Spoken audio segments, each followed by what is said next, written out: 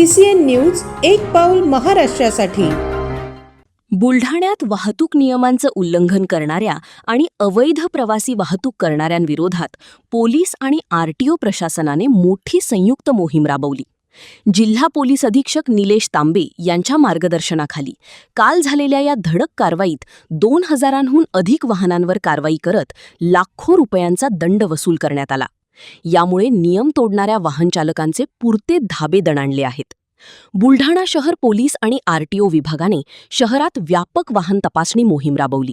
यावेळी सायलेन्सर बदललेल्या bullet, pressure horn, प्रखर दिवे आणि फॅन्सी नंबर प्लेट वापरणाऱ्यांवर कडक कारवाई करण्यात आली।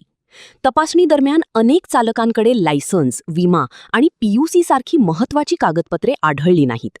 या मोहिमेत 2000 पेक्षा जास्त वाहनांवर कारवाई करण्यात आली असून तब्बल 13 लाख रुपयांपेक्षा जास्त दंड वसूल करण्यात आला आहे। यामध्ये काही वाहनांवर 15,000 ते 27,000 रुपयांपर्यंतचा मोठा दंड आकारण्यात आला, तर गंभीर त्रुटी असलेल्या गाड्या जागच्या जागी जप्त करण्यात आल्या। या मोहिमेत कॉलेज आणि क्लासेसला जाणाऱ्या अल्पवयीन मुलांचीही तपासणी करून त्यांना समज देण्यात आली। यापुढे जर लहान मुले वाहन चालवताना आढळली तर थेट त्यांच्या पालकांवर कडक कारवाई केली जाईल, असा सज्जड इशारा पोलीस निरीक्षक संग्राम पाटील यांनी दिला आहे। वाहन चालवताना हेल्मेट वापरा आणि कागदपत्रे सोबत ठेवा, असे आवाहन प्रशासनाने केले असून शहरातील वाहतूक सुरक्षित ठेवण्यासाठी ही मोहीम अशीच सुरू राहील। बुलढाणा शहरामध्ये बुलढाणा शहर पोलीस तसेच मोटर परिवहन विभाग मार्फत संयुक्तपणे कारवाई राबवून वाहतुकीचे नियमभंग करणारे तसेच अवैध प्रवासी वाहतूक करणाऱ्या इसमांवर मोठ्या प्रमाणात कारवाई करण्याची मोहीम शहरामध्ये चालू आहे। मागील 1.5 महिन्यामध्ये 2000 पेक्षा जास्त वाहनांवर दंडात्मक कारवाई करण्यात आलेली असून 56 पेक्षा जास्त बुलेट्स या मॉडिफाईड सायलेन्सर लावलेल्या यांच्यावर देखील कारवाई करण्यात आलेली आहे। यानंतर सुद्धा अशाच पद्धतीची कारवाई करण्यात येणार आहे। जिल्हा पोलीस अधीक्षक माननीय निलेश तांबे सर, अपर पोलीस अधीक्षक माननीय अमोल गायकवाड साहेब, उपविभागीय पोलीस अधिकारी माननीय सुधीर पाटील साहेब यांच्या मार्गदर्शनाखाली आणि बुलढाणा शहरचे वाहतूक पोलीस उपनिरीक्षक भूषण पाटील साहेब यांच्या उपस्थितीत ही कारवाई आम्ही करणार आहोत।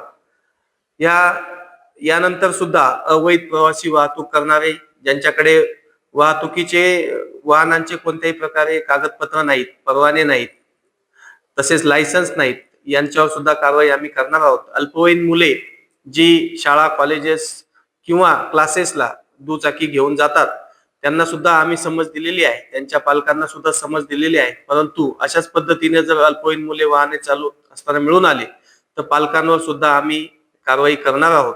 तसेच सध्या 200 बस स्टँड पासून 200 मीटरच्या परिसरामध्ये कोणत्याही प्रकारे वाहने लावू नयेत अवैध प्रवासी वाहतुकीची, असा नियम आहे, परंतु तसं होताना दिसत नाही। तशा वाहनांवर सुद्धा आम्ही मोटर व्हेकल कायदा प्रमाणे कायदेशीर कारवाई आम्ही करणार आहोत।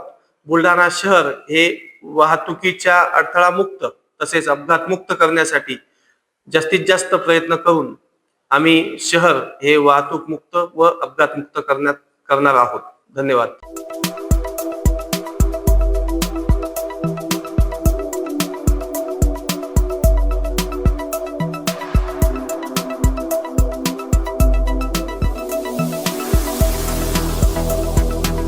तसेच आपल्या भागातील महत्त्वाच्या बातम्या पाहण्यासाठी CCN न्यूज डेस्क चॅनलला सबस्क्राइब करा आणि बेल आयकॉन प्रेस करा।